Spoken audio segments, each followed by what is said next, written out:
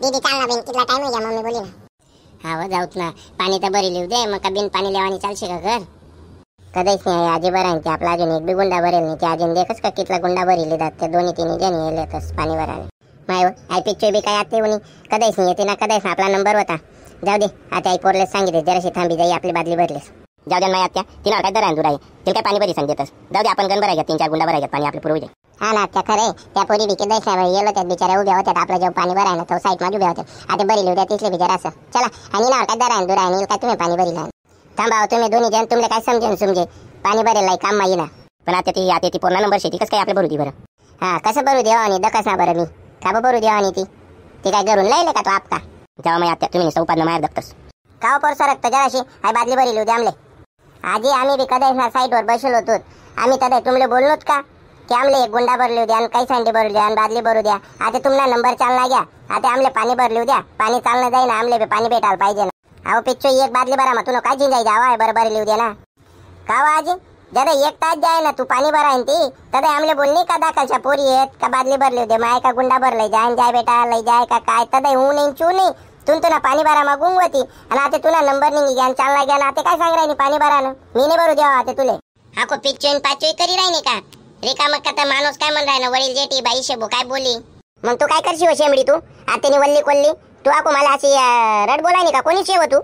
आजी नेमन बोला बर का हा मी तुम्हाला मोठ्या शेत म्हणून तुम्हाला करी राहिनो मी देखा बरं नाही तर मग माल बी बोलतायत मग काय बोलशी हो शेमडी तू हा काय बोलशी हो आतेनी वल्ली कोल्ली माल बोलशी तू मन तोंडे लागशी का एक गुंडा मग मुसळा पोट टाकसू तू ना जाऊ द्या ना त्या तुम्ही काही तू पोलीस बरशी लागी राहणार बरू द्या ना माहितीचे पाणी आई शेमडी काय आता लागली नवीन पिढी चलो घर पैसे लागतात ती तुम्ही पैसा द्या लढाई विचारली नाही मला पण पाणी भरून पाहिजे मला पण पाणी भरून पाहिजे बादली मध्ये शिलक व गुचूप घर चेट तू तुम्ही पैसा देते दल्ल कळीने तडे लढायला लागली ना तू काय मी दकाच जिले कशी पाणी भरू देत नाही बरं हा गुच्ची बडा तुम्ही जराशा तुम्ही नका वाटा करा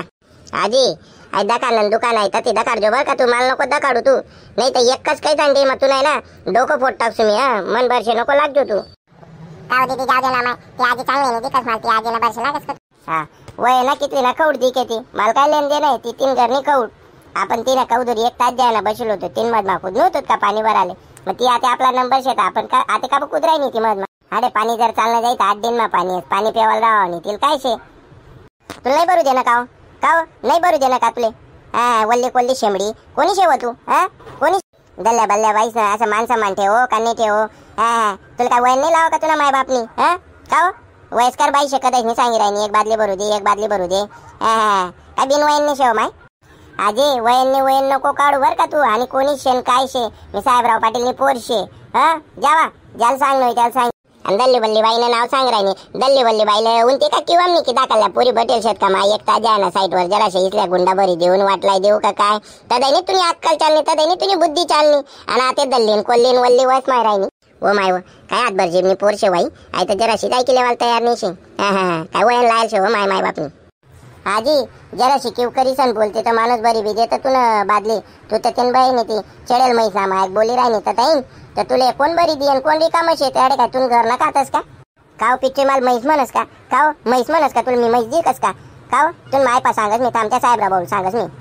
म्हैस शे तर म्हैस बोलाय ना आजी आणि तुला एवढी वय गे तुला अक्कल नाही हे आमले तुले काय अक्कल राहील माय किती तोंडनी सुटेल शेवट आमच्या संध्याकाळ तुला गरजेस मी त्या साहेबरा भाऊ सांगाले दीदी आपले हो माय ते आपला घरी पप्पा चांगला नाही सांगितली बरं का ती दल्ली चांगली होती राहिली येऊ देव माहितीले घर मी नाही घाबरत तिले आणि कर आपण बी सांगसोत ना कशी बोलणी होती कोणी शेण काय शेण शेंबडीन पिचोईन गण बोलाय ती आपण बी बरं सांगितली सुद्धा पप्पाला